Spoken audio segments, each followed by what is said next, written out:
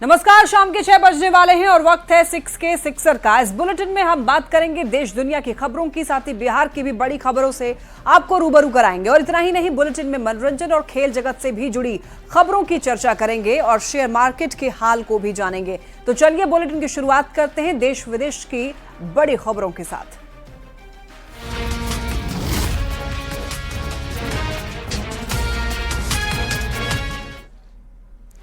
दिल्ली से बड़ी खबर, गरीब महिलाओं के लिए एक बड़ी खबर है। दिल्ली में सीएम की बैठक में एक बड़ी चर्चा, बैठक में सिलेंडर को लेकर के चर्चा हुई है। होली दिवाली पर फ्री सिलेंडर की बात की गई है। गरीब महिलाओं के लिए सस्ते सिलेंडर का ड्राफ्ट तैयार किया गया।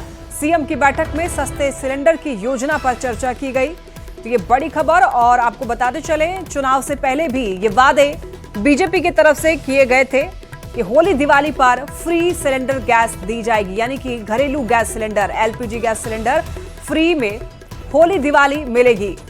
सस्ते सिलेंडर का ड्राफ्ट जो है वो तैयार किया गया। तो इस बैठक में इस पर चर्चा हुई है कि गरीब लोगों के घर तक होली दिवाली त्योहार पर फ्री सिलेंडर दी जाएगी। और ये चर्चा जो है वो दिखाती है कि बीजेपी ने चुनाव से पहले जो वादे किए थे वो चुनाव जीतने के बाद उस वादे को पूरा करने जा रही है। अब खबर राजस्थान के विजयनगर से, जहां पर नाबालिग छात्राओं से ब्लैकमेलिंग और दुष्कर्म के गंभीर मामले में पुलिस ने 7 आरोपियों को अजमेर की पॉक्सो कोर्ट में पेश किया। पुलिस ने इनमें से 4 आरोपियों को 5 दिन के रिमांड पर और 3 को 7 दिन के रिमांड पर भेजा है। तो वहीं अब तक 3 नाबालिगों को डिटेन किया गया है, जिन्हें बाल सुधार गृह भेजा गया है। दरअसल मामले में गिरफ्तार किए गए आरोपियों को 2 दिन पहले अजमेर की पॉक्सो कोर्ट में पेश कर रिमांड मांगी गई थी। पुलिस उपाधीक्षक सज्जन सिंह के नेतृत्व में आरोपियों को कड़ी सुरक्षा के बीच कोर्ट लाया गया। पुलिस ने कोर्ट में बताया कि आरोपियों से एक साथ पूछताछ की जाएगी ताकि पूरे मामले की साजिश का खुलासा हो सके। और इससे पहले की गई पेशी के दौरान देखिए, वकीलों और अन्य लोगों ने आरोपियों के साथ मारपीट की थी, जिससे सुरक्षा व्यवस्था को और कड़ा कर दिया गया है। और पुलिस अब आरोपियों से गहराई से पूछताछ कर रही है ताकि इस अपराध से जुड़े अन्य पहलुओं का भी पता लगाया जा सके। अभी तक प्रकरण के अंदर कुल 10 आरोपियों की गिरफ्तारी हो चुकी है, जिसमें 3 नाबालिग हैं और 7 बालिग हैं। पूर्व में जो पेश किए थे उनको भी आज पेश किया गया और उनके लिए कोर्ट से रिमांड मांगी गई हमारे द्वारा। तो कोर्ट से 5 दिन की रिमांड मिली है। और जो नए आरोपी 3 हमने गिरफ्तार किए हैं, उनसे भी उनके अनुसंधान के लिए हमने कोर्ट से रिमांड मांगा। तो 7 दिन का अनुसंधान के लिए हमें रिमांड प्राप्त हुआ है।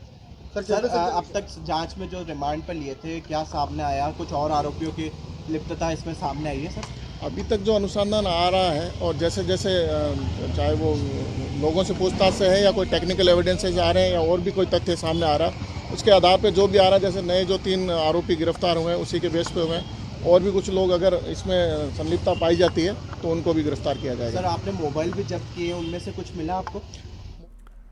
राजस्थान के विजयनगर में नाबालिग छात्राओं के साथ हुए शारीरिक शोषण के मामले में आरोपियों को कोर्ट में पेश किया गया और इस दौरान अधिवक्ताओं और लोगों ने आरोपियों को पीटने की कोशिश की। तो वहीं घटना से नाराज सर्व समाज के लोगों ने विजयनगर बंद बुलाया, जिसका असर भी देखने को मिला है। इन 3 तस्वीरों के जरिए आप देख सकते हैं, ये तस्वीरें ये बयान कर रहे हैं कि बंद का असर जो है वो देखने को मिला है। विजयनगर बंद का ऐलान किया गया और आपको बताते चले, चिल आउट कैफे पर कार्रवाई भी की गई। वो कैफे खुला हुआ था, इसके बाद कार्रवाई हुई है।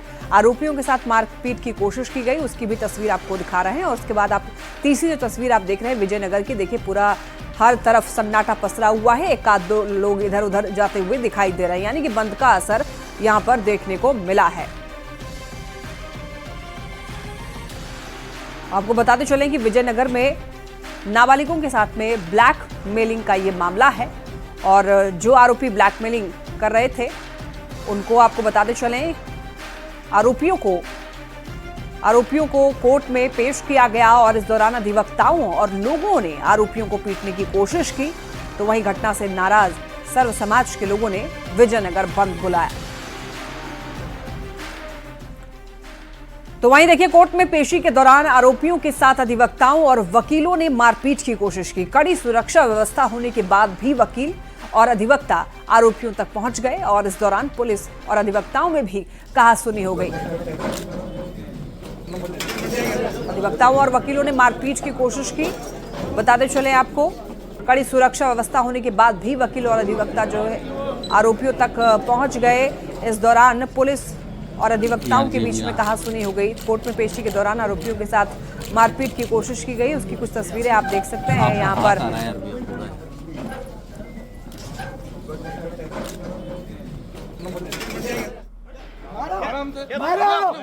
लिप्त है जो मास्टर माइंड है उसे गिरफ्तार करके और उसे कठिन सजा दी जाए, क्योंकि मेरा विजयनगर एक शांति प्रिय गाँव है, बहुत अच्छा शहर है, पर यहाँ कुछ गंदगी ना आके अशांति फैला दी, जो कि मुझे बहुत बुरी टेस्ट लगी। मैं पहली महिला यहाँ चेयरमैन बनी हूँ और मेरे ही कार्यकाल में ये ऐसा निंदनीय कार्य हुआ, तो मैं अपने आप को इससे लज्जा से अपने आप को श्रमित मान रही हूँ और मेरी छोटी छोटी बेटियों के साथ में जो निंदनीय कार्य किए उनको कठिन से कठिन। प्रयागराज महाकुंभ में स्नान करने गई महिलाओं और लड़कियों के वीडियो वायरल करने के मामले में पुलिस ने सख्त एक्शन लिया है।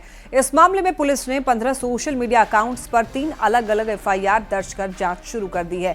ये वीडियो तब रिकॉर्ड किए गए जब महिलाएं त्रिवेणी में स्नान कर रही थी या फिर कपड़े बदल रही थी। पुलिस अब मेटा से संपर्क करके जानकारी जुटा रही है। माना यह जा रहा है कि इन यूजर्स की पहचान होने के बाद पुलिस जल्द ही इनकी गिरफ्तारी करेगी।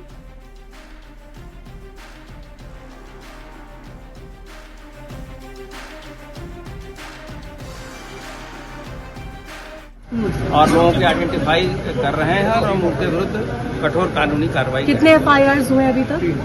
हमने उस पर्टिकुलर चीज के लिए 3 एफआईआर की हैं और वैसे तो भ्रामक सूचना इत्यादि फैलाने के लिए लगभग 55 से 60 एफआईआर की जा चुकी है।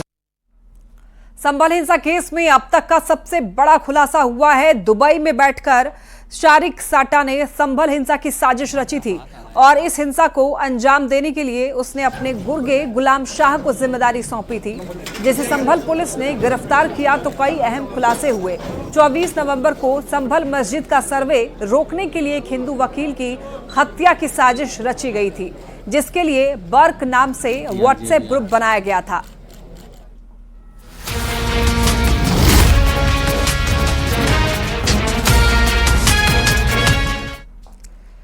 एक बड़ी खबर पटना से सीएम नीतीश कुमार के बेटे निशांत कुमार का बयान सामने आया है। एक बार फिर कहा है कि मेरे पिताजी ने अच्छा काम किया है, फिर से उनको मुख्यमंत्री बनाएं क्योंकि उन्होंने बिहार का विकास किया है।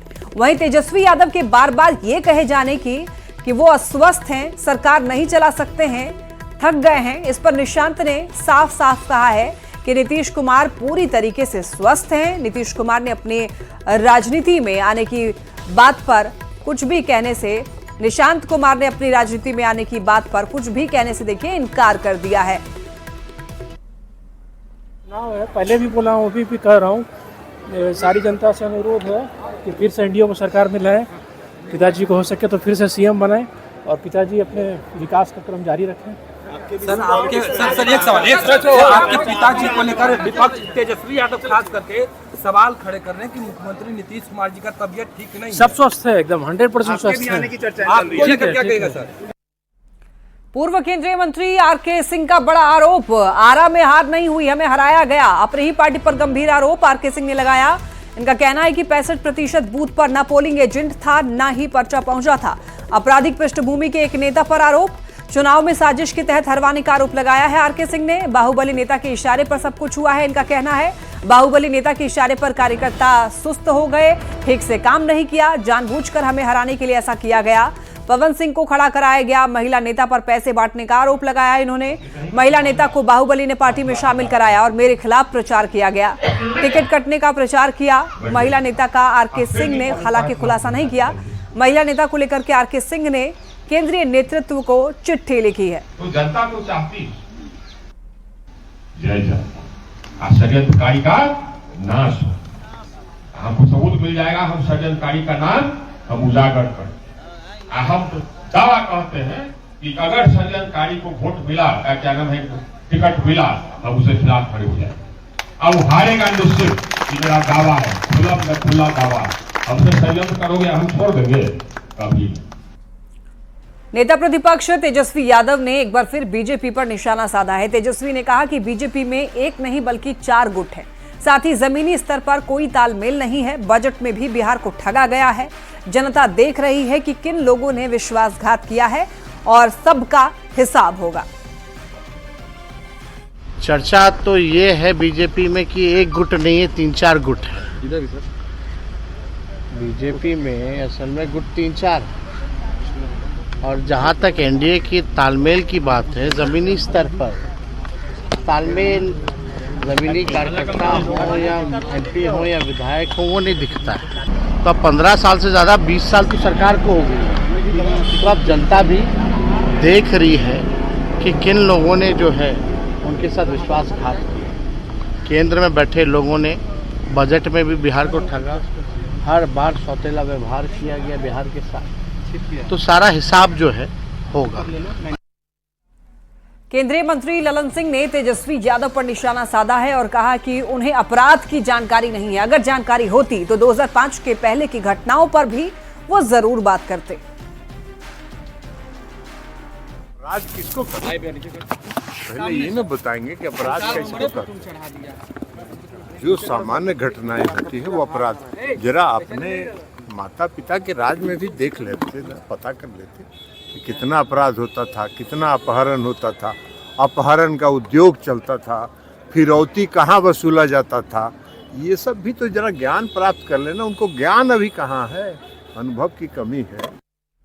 प्रयागराज में आयोजित महाकुंभ को लेकर लालू यादव, ममता बनर्जी और अखिलेश यादव के बयानों से नाराज बीजेपी ने पटना के वीरचंद पटेल पथ स्थित शिव पार्वती हनुमान मंदिर में बुद्धि शुद्धिकरण यज्ञ का आयोजन किया और इस यज्ञ में महाकुंभ के खिलाफ बयानबाजी करने वाले नेताओं के खिलाफ बीजेपी नेताओं ने हमला बोला और भगवान से उनकी बुद्धि के शुद्धि के लिए कामना की।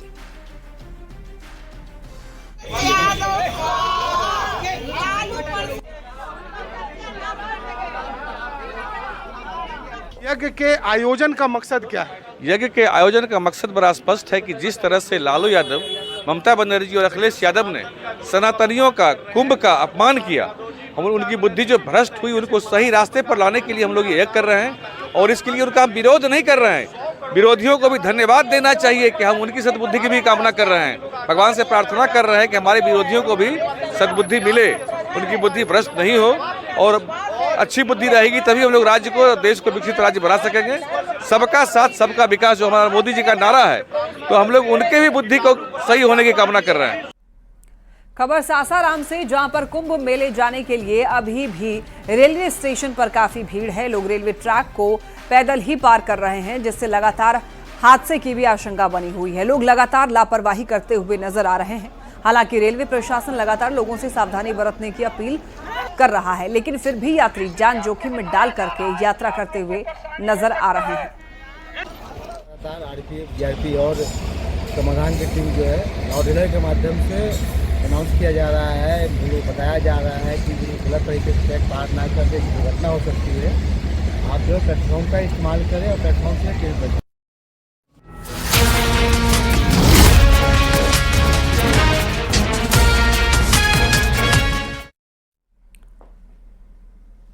खबर सासाराम से, जहां पर परीक्षा में नकल की लड़ाई मर्डर तक पहुंच गई और उसके बाद देखिए जमकर बवाल हुआ। मैट्रिक की परीक्षा नकल के विवाद में छात्रों के 2 गुट में तीखी बहस के बाद फायरिंग की घटना हुई, जिसमें गोली लगने से छात्र अमित कुमार की मौत हो गई, जबकि दूसरे छात्र संजीत कुमार की हालत गंभीर बनी हुई है। पूरी घटना जो है वो गौडार के ताराचंडी के पास की बताई जा रही है। और देखिए छात्र की हत्या के बाद परिजनों ने जमकर बवाल किया, सड़क पर आगजनी कर रोड को भी जाम कर दिया, जिसके बाद भारी संख्या में पुलिस मौके पर पहुंची और लोगों को समझाने के लिए कोशिश जो है लगातार करती रही। बताया जा रहा है कि परीक्षा केंद्र में उत्तर पुस्तिका देख करके नकल नहीं करने देने पर यह विवाद हुआ था और मृत छात्र अमित कुमार डेहरी के शंभू बिघा के निवासी मनोज यादव का पुत्र था। और देखिए फायरिंग करने वाले सभी छात्र हाई स्कूल डेहरी में पढ़ते थे। इन लोगों का परीक्षा केंद्र सासाराम के संताना हाई स्कूल में बताया जा रहा है कि परीक्षा के दौरान जब उत्तर पुस्तिका से परीक्षा कक्ष के अंदर नकल नहीं करने दिया गया तो विवाद हुआ और इस विवाद में कल देर शाम मारपीट हो गई। जो टेम्पो से आ रहे थे ना, तो वहाँ पर पीछे से फायरिंग करने लगा। 2-3 लड़का था वो पहले एक दो ऊपर फायरिंग किया, तब टेम्पो में पूरा मारने लगा। तो जो पीछे लटका था उसका गोड़ में लगा तो वो गिर गया। फिर टेम्पो को बोला कि रोक नहीं तो तुमको भी मार देंगे। तो रोका ना तो इधर उधर सब लड़का भागने लगा और हम बीच में थे और हम सबसे लास्ट में निकले तो हमको धके और मारने लगा पूरा लाठी ले। यहाँ पर घायल किया है और थोड़ा पीछे एग्जाम में खैनी बना कर खा रहा था और कुछ नहीं भर रहा था। फिर हम लोग को बोल रहा था, पेपर फेंक दे रहा था कि लो भर ना तो तुमको गोली से मार देंगे, बम गिरवा देंगे तुम लोग के टेम्पू पर, ऐसे कर देंगे वैसे कर देंगे। तो हम लोग वहाँ पर कुछ नहीं बोले। फिर सेंटर के बाहर लड़का बुलाया तो हम लोग उसको बोले कि भाई झगड़ा मत कर, उसको भैया भैया बोल के वहाँ से हम लोग चल गए। फिर शांतिपूर्वक आ रहे थे, ताराचंडी जैसे क्रॉस कर रहे थे तो अंधाधुंध गोली चलाने लगे। दोहट थाना क्षेत्र का मामला है। ये सेंट एन्स बुजान स्कूल में ये छात्र को आपस में एक गोलीबारी हुआ था। उसी में एक छात्र को पैर में लगा था और एक छात्र को पीठ में लगा था। और उसमें से जब इलाज के क्रम में एक छात्र का मृत्यु भी हुआ था। ये शंभूबिका गांव का छात्र है। जी, एक जो मेन अक्यूज है वो भी नाबालिग है, वो का गिरफ्तारी हुआ। जो वेपन से वो गोली चलाया था वो भी पूरा बरामद हुआ। रात भर 2-3 थाने इसमें काम पे लगा के छापेमारी लगातार हो रहा था। अभी बाकी लोगों का भी गिरफ्तारी हो जाएगा तुरंत। और ज्यादा जानकारी के लिए न्यूज 18 संवाददाता अजीत कुमार हमारे साथ जुड़ रहे हैं। अजीत, देखिए, परीक्षार्थी की गोली मारकर हत्या मामले में क्या कुछ अपडेट है? जी, इस पूरे मामले की रोहतास एसपी रोशन कुमार खुद तहकीकात कर रहे हैं और उन्होंने अभी एक जो ताजा बयान दिया है उसमें उन्होंने बताया है कि जो विधि विरुद्ध बालक को निरुद्ध किया गया है, उस बालक ने 6,000 रुपए में एक पिस्टल खरीदी थी। 6,000 रुपए में उसने पहले से ही प्लान करके वो पिस्टल खरीदी थी और 2 दिनों से वो परीक्षा केंद्र पर पिस्टल लेके जाता था और वहीं कहीं झाड़ियों में छिपा देता था। और पिछले 2 दिनों से वो दाव में था कि कब मौका मिले तो इस वारदात को अंजाम दे। और इसके पीछे कहीं ना कहीं विद्यालय में जो बच्चों के बीच जो थोड़ी बहुत अनबन रंजिश होती है उसका वो भी मामला सामने आया है। रोहतास एसपी के अनुसार, रोहतास पुलिस के अनुसार बच्चों का विद्यालय में जो सुअरा के पास विद्यालय हाई स्कूल डेहरी में, उस विद्यालय के जो बच्चे हैं उसमें आपसी कुछ विवाद था पहले से और उसी विवाद के कारण ये जो बालक है जिसने इस। ठीक है अजीत, बहुत धन्यवाद आपका इन तमाम जानकारियों के लिए।